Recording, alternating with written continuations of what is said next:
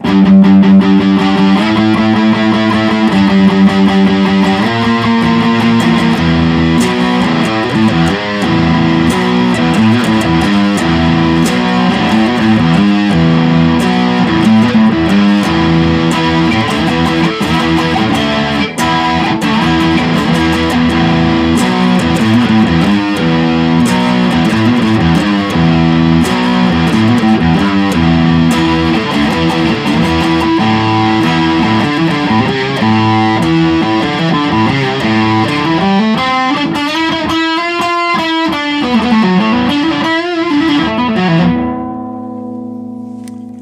up, guys?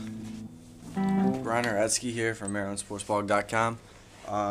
Video blog number 4. As you guys all know, it's the start of the NFL season. Is today, Thursday. Saints and Green Bay Packers. I know I'm excited. I hope everybody else is. But let's talk about the Baltimore Ravens a little bit, and then we'll get into this week's schedule and my predictions. First off, the Ravens, since we last had the video blog, they cut down their roster to 53-man. A couple of surprises in it. Albert McClellan, who as a player I've always liked since he was at training camp last year, and the young guy that they got after the supplemental pick, Michael, I think you say his name, McAdoo.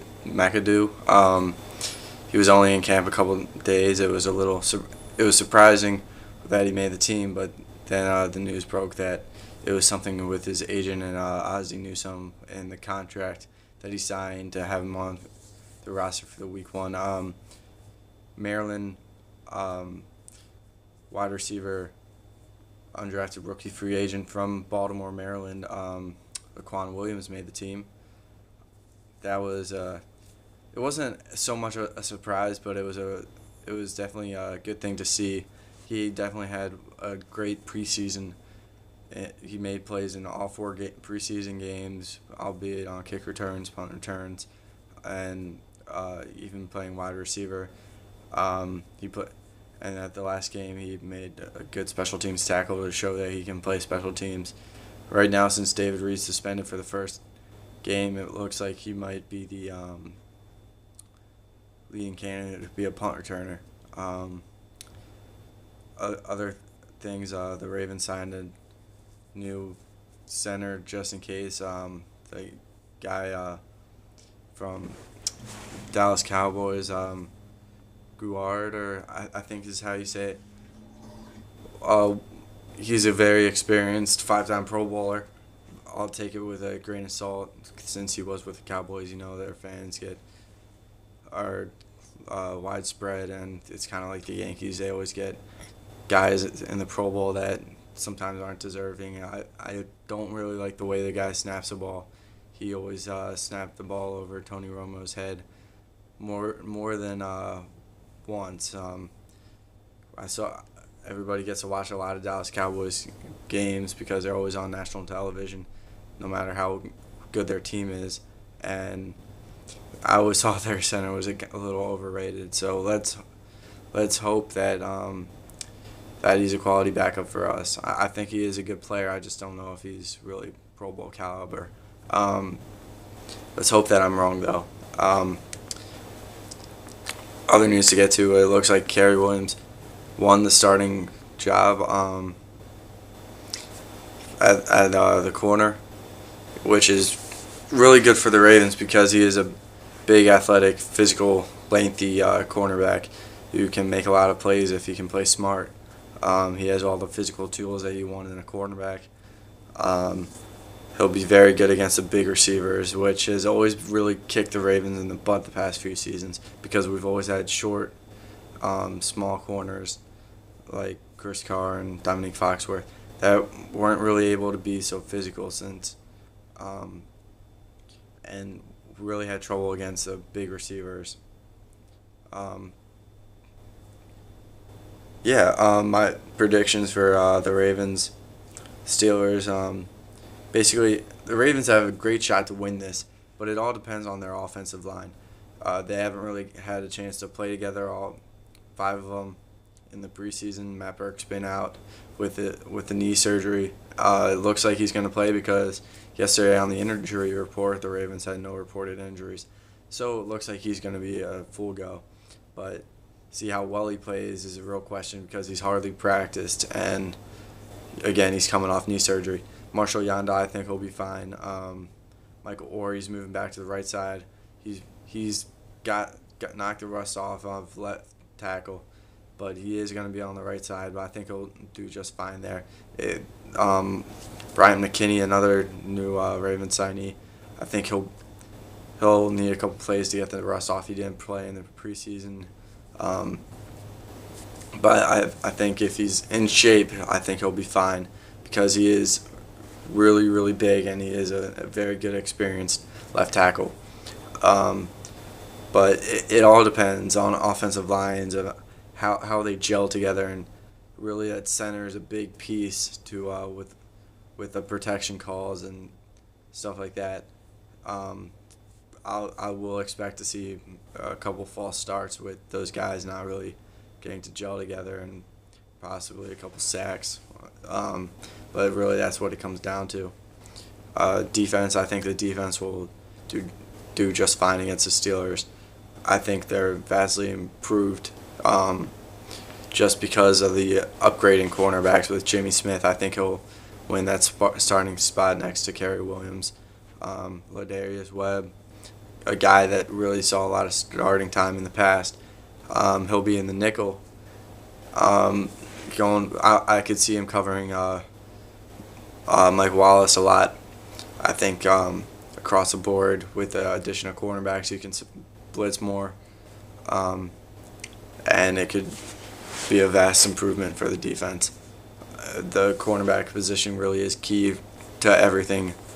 Kind of like everything is on the defense, but really if you have a good shutdown corner that can do single coverage like a Jimmy Smith and Kerry Williams, you really can send more guys blitzing. You can do different blitz packages. They got a new big hitter in, as a safety in Pollard that can really you could see him really knock the ball out.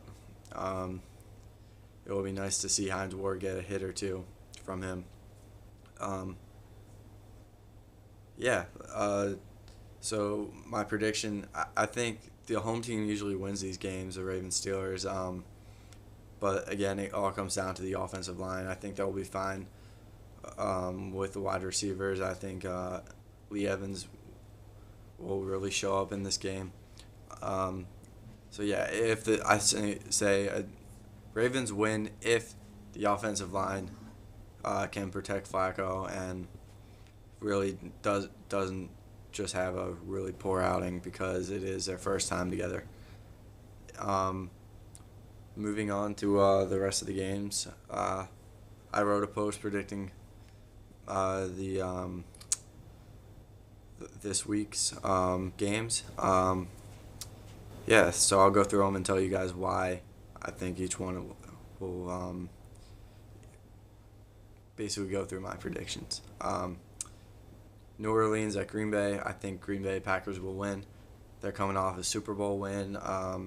They're getting a lot of key guys back. Remember, they had a lot of guys on injured reserve when they won the Super Bowl. It's a home game for Green Bay. I just don't see them losing. I do like New Orleans for the year, but just not this game. Atlanta at Chicago. I think Atlanta's going to win. I don't really like Chicago this year. Jay Cutler, he can be great at times, and he can be, how can you say, poor at times. I don't see them beating Atlanta. I think Atlanta will with Matt Ryan, will come in and carve them up a bit. Their defense, the Bears' defense looks shaky. Their offensive line looks terrible. It doesn't bode well for Jay Cutler this year. Cincinnati at Cleveland. This is a toilet bowl game. I think both teams are going to go nowhere this year. they're probably at best 4 team wins each. I'll have to go with Cleveland on this, just because the home team always does have that advantage. Um, but again, I think that's going to be a painful game to watch unless you're a fan of those teams, and probably painful to watch anyway because one of them will be losing. But again, second-year quarterback Colt McCoy is another reason I'm picking Cleveland. The Bengals are going to be starting Andy Dalton, who hasn't looked too great in the preseason. He's a rookie, third-round pick. I don't know of many third-round pick rookies that go, quarterbacks that go in and go play lights out. All right, Philadelphia at St. Louis. Victory, Philadelphia. If they can keep Michael Vick upright, they should have that game handily. Yeah, they're just too fast for St. Louis. St. Louis is looking like a decent team. They almost made the playoffs last year, but I just don't see them matching up with Michael Vick and the Eagles that well. Detroit at Tampa Bay. I'm going to go with Detroit on this one. This was one of the harder games to pick. Freeman looks like a good quarterback in Tampa, but then again, Detroit they've had so many good high draft picks the past couple of years, and they've actually taken advantage of them, unlike other teams with high draft picks. Detroit, just like I agree with a lot of the experts that I think they could be a good team this year. So I'll take them winning on the road. Tennessee at Jacksonville.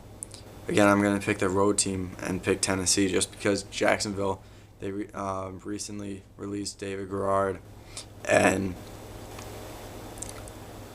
I just don't see them winning with Josh McCown or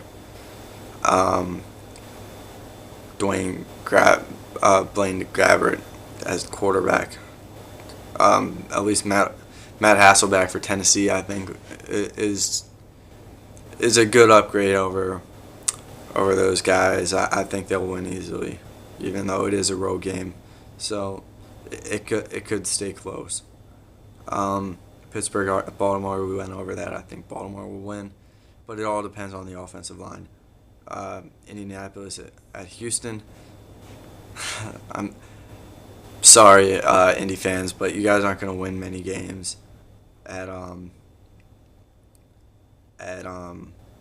without Peyton Manning. So hold on to the Baltimore Super Bowl trophies that you guys stole when you guys moved, because you won't be getting many soon if Peyton Manning's done. I'm talking about the Super Bowls that they stole from Baltimore, by the way, when they left in the middle of the night. As any Baltimore fan would know. New York Giants at Washington. I'm going to go for an upset here. I'm going to go for Washington Redskins, or the Washington Redskins. I know all my Redskins fans will be very pleased at this pick, but they did look pretty good in the preseason, and the Giants are extremely. They got a lot of guys hurt with leg injuries. They're really weak at corner right now. I think even Rex Grossman could cut them up with those cornerbacks. And then again, they look like they got a good power running game with Tim Hightower. So I'm gonna go for an upset and go pick Washington for that one. Again, I always feel a little bit comfortable picking the home teams. Seattle at San Francisco. This is another one of those games that's going to be hard to watch. I know Seattle made it to the playoffs last year, and had an upset against the Saints, but I just don't see them being that great with Tavares Jackson. But we're almost out of time, so I'm going to go down the list a little bit faster. All right, Minnesota at San Diego. Carolina at Arizona. You know what? I'm going to start this back up and do a part 2. All right, be right back in 2 seconds.